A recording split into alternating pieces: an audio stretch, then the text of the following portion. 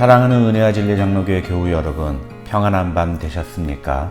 오늘도 주님과 함께 동행함으로 주님의 영광이 여러분의 삶 가운데 가득하시기를 주님의 이름으로 축원합니다.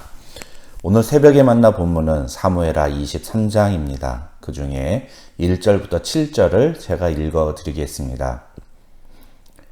이는 다윗의 마지막 말이라. 이새의 아들 다윗이 말하며 높이 세워진 자, 야곱의 하나님께로부터 기름 부음 받은 자, 이스라엘의 노래 잘하는 자가 말하노라.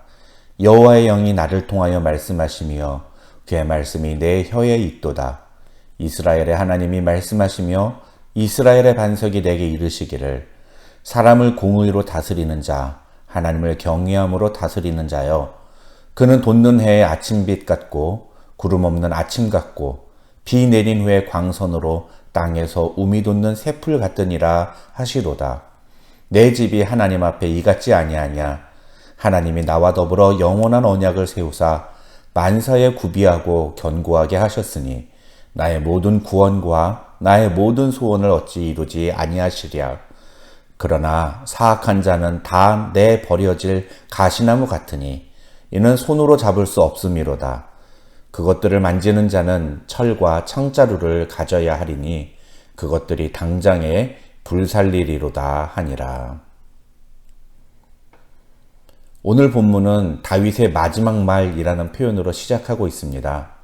그래서 많은 사람들은 오늘 본문을 다윗의 마지막 유언이라고 말하기도 합니다. 머지않아 자신이 죽을 것을 예감한 다윗은 자신의 인생에서 겪은 하나님의 공의로우신 섭리와 하나님의 한없는 사랑을 회고하면서 이 글을 적었다고 이야기합니다. 그러면서 학자들은 이 시가 단순히 자신의 인생에 대한 회고적인 성격만을 띠고 있는 것이 아니라 앞으로 자신의 후손 중에서 나타날 메시아, 즉 의로운 통치자에 대한 소망을 담은 시라고 설명합니다. 이러한 다윗의 마지막 말과 함께 8절부터 39절에는 다윗에게 충성한 다윗의 37명의 용사들에 대한 소개가 기록되어 있습니다. 이 37명의 용사들에 대한 소개는 크게 세 부류로 구분이 됩니다. 가장 먼저 다윗의 첫 번째 세 용사라고 불리는 사람들에 대한 소개가 8절부터 12절까지 기록되어 있고, 그 다음에는 다윗을 위해서 블레셋 진영을 돌파하고 베들레헴 성문 곁에 있는 우물물을 길어온 두 번째 세 용사에 대한 이야기가 13절부터 23절까지 기록되어 있습니다. 그 중에 18절부터 23절에는 이 두 번째 세 용사들 중에 아비새와 브나야에 대한 소개를 기록하고 있고요. 마지막으로 24절부터 39절에는 나머지 31명의 용사들에 대한 기록이 나옵니다. 어찌됐건 오늘 본문인 사무엘하 23장은 다윗의 마지막 말을 소개함으로써 그의 인생의 말년을 보여주는 듯한 뉘앙스를 풍기고 있습니다. 그렇게 다윗의 인생이 마무리되는 시점에서 사무엘하 저자가 오늘 본문에서 소개하는 이 두 가지 내용은 매우 중요한 의미가 있다고 볼 수 있습니다. 첫째로 1절부터 7절에 기록된 다윗의 말을 소개하면서 다윗은 그것이 자신의 생각이나 마음에서 나온 말이 아니라 여호와의 영이 나를 통하여 말씀하심이라고 고백합니다. 다윗은 성령의 감동으로 예언을 하는 선지자들처럼 하나님께서 자신에게 주신 말씀을 가감없이 전달하는 것입니다. 그래서 앞서 말씀드린 바와 같이 학자들은 오늘 본문에서 다윗이 하는 말이 단순히 자신의 인생을 돌아보는 그런 성격의 말이 아니라 오히려 앞으로 미래를 내다보고 그 미래에 하나님께서 자신의 후손들을 통해 성취하실 일을 예언했다고 보고 있습니다. 그렇다면 하나님께서 다윗의 입술을 통해 주신 말씀은 무엇입니까? 그것은 장차 사람을 공의로 다스리는 자, 하나님을 경외함으로 다스리는 자가 다윗의 집안에서 나타날 것이라는 겁니다. 하나님은 그것을 자신과 언약으로 세우셨고 그 언약을 반드시 이루실 것이라는 것이 1절부터 7절에 나오는 내용의 핵심입니다.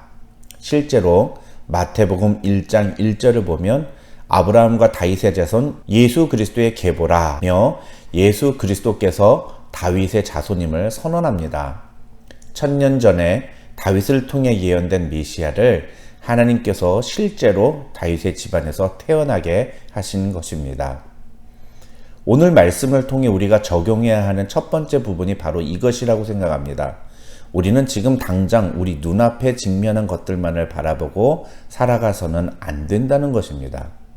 우리는 보이지 않는 영원한 하나님의 나라를 바라보며 살아가는 사람들이어야 합니다.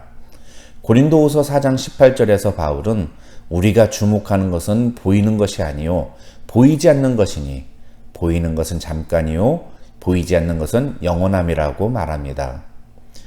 예수님은 이 땅을 떠나 하늘로 올라가시면서 하늘로 올라가신 그대로 반드시 다시 오시겠다고 약속하셨습니다.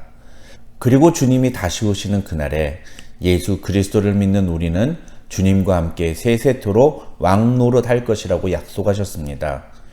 다윗의 입을 통해 메시아를 보내시겠다고 약속하신 하나님께서는 천년 후에 그 약속을 신실하게 이루셨습니다. 그렇다면 예수님께서 직접 우리에게 약속하신 이 영원한 나라에 대한 언약은 어떻게 하실까요? 주님은 그 언약을 반드시 지키실 것입니다. 인생의 마지막 순간에 하나님의 약속을 바라보고 그것을 기대했던 다윗의 모습처럼 우리도 영원한 하나님의 나라를 바라보며 하루하루를 살아가는 성도들이 되시기를 주님의 이름으로 축원합니다. 둘째로 오늘 본문에서 사무엘하 저자는 다윗의 곁에서 다윗을 위해 충성을 다했던 37명의 용사들을 소개합니다. 이것을 통해 사무엘서 저자는 다윗이 그의 인생 가운데 모든 대적들 가운데서 승리를 경험할 수 있었던 것은 그 자신의 능력이 특출해서가 아니라 오히려 다윗 주변에 특출난 사람들, 즉 용사들이 함께 했기 때문이라고 이야기하고 있습니다. 리더십의 관점에서 보면 이런 용사들이 다윗과 함께 했다는 것 자체가 다윗의 리더십을 보여주는 것이라고 할 수 있습니다. 그러나 성경은 이것이 단순히 다윗의 리더십의 문제가 아니라 하나님의 축복이었다고 이야기하고 있는 것입니다. 1절을 보시면 다윗은 자신을 높이 세워진 자, 야곱의 하나님께로부터 기름 부음 받은 자라고 표현하고 있는데 이 말은 하나님이 자신을 그렇게 높여주시고 자신을 왕으로 선택하셨다는 뜻입니다. 그리고 8절부터는 그렇게 다윗의 옆에서 충성을 다한 다윗의 용사들의 이야기를 기록하고 있습니다. 그래서 이 37명의 용사들은 하나님께서 다윗에게 붙여주신 하나님의 축복의 증거들인 것입니다. 여기 기록된 사람들의 면면을 살펴보면 정말 대단한 사람들이라는 사실을 알게 됩니다. 첫 번째 3명의 용사들을 보시면 요셉 밧세밧 같은 사람은 한 번에 800명을 쳐서 죽일 정도의 대단한 장수이고요. 또 엘르하살이나 삼마 같은 장수는 같이 싸우던 부하들이 다 도망을 간 상태에서도 혼자서 블레셋 사람들과 싸워서 그들을 쳐 죽이고 그래서 승기를 잡으니까 그제서야 도망갔던 군사들이 다시 돌아와서 싸울 정도로 그렇게 대단한 용사들이었던 것을 볼 수 있습니다. 그뿐만이 아닙니다. 진짜 감동적인 이야기는 그 뒤에 나오는데 바로 두 번째 세 용사에 대한 이야기입니다. 13절부터 19절을 보시면 이 두 번째 세 용사들은 다윗이 아둘람 굴에 숨어 있을 때 고향을 생각하면서 고향에 있는 우물물이 먹고 싶다고 한 말을 듣고 곧바로 베들레헴으로 달려가서 다윗을 위해서 우물물을 기르온 사람들입니다. 이것은 그냥 심부름을 하거나 왕이 물이 먹고 싶다니까 그 물을 가져온 그런 정도의 이야기가 아닙니다. 그들은 다윗을 위해서 블레셋 적진을 돌파하고 죽음을 각오하고 베들레헴까지 갔다 왔던 겁니다. 그래서 이 다윗의 두 번째 세 용사는 다윗의 진짜 충성스러운 부하들이라고 말할 수가 있겠습니다. 정말 없으면 안 되는 것을 가져온 게 아닙니다. 그저 다윗이 갈증이 나는 상황에서 이럴 때는 내가 자란 고향에 있는 그 우물물 한 바가지만 마시면 진짜 다 좋겠는데 이런 말 한마디 한 겁니다. 그런데 그 말을 듣고 이 세 용사는 죽음을 무릅쓰고 베들레헴을 갔다 온 겁니다. 이러한 모습을 두고 과도한 충성심이라며 부정적으로 보는 사람들도 있지만 그러나 대부분의 사람들은 자신의 리더의 마음을 헤아리며 세심한 부분까지 챙겨주기 위해 생명을 아끼지 않은 진심 어린 충성과 사랑의 표현이라고 이해합니다. 여러분 반대로 생각해 보십시오. 누군가가 나를 위해서 그렇게까지 세밀하게 배려해주고 챙겨주는 사람이 있다고 가정해 보십시오. 그런 모습에 감동하지 않는다면 그 사람은 정말 감정이 메말라 버리거나 매우 악한 사람일 뿐입니다. 그렇다면 이 세 용사들이 왜 그렇게까지 행동을 했을까요? 학자들은 이런 세 용사의 행동을 하나님이 기름 부으신 자에 대한 존중이라고 이해합니다. 그러나 그것은 단순히 다윗에 대한 존중을 넘어서 다윗을 리더로 세우신 하나님에 대한 마음의 표현이었다고 보는 것이 옳습니다. 이렇게 해석이 가능한 이유는 그 물을 받은 다윗이 그 물을 마시지 않고 오히려 여호와께 부어드리면서 이런 말을 하기 때문입니다. 여호와여, 내가 나를 위하여 결단코 이런 일을 하지 아니하리이다. 이는 목숨을 걸고 갔던 사람들의 피가 아니니까. 다윗은 이 세 용사가 가져온 물이 자신이 마실 물이 아니라 오히려 하나님께 바쳐야 되는 이 세 사람의 피라고 이해한 것입니다. 즉, 이 세 사람은 자신을 위해서가 아니라 하나님께 충성을 보였다는 것입니다. 어쨌든 이 내용이 우리에게 주는 메시지는 무엇일까요? 저는 어떤 한 사람의 인생을 평가할 때 그 옆에 어떤 사람들이 남았는가를 보면 된다고 생각합니다.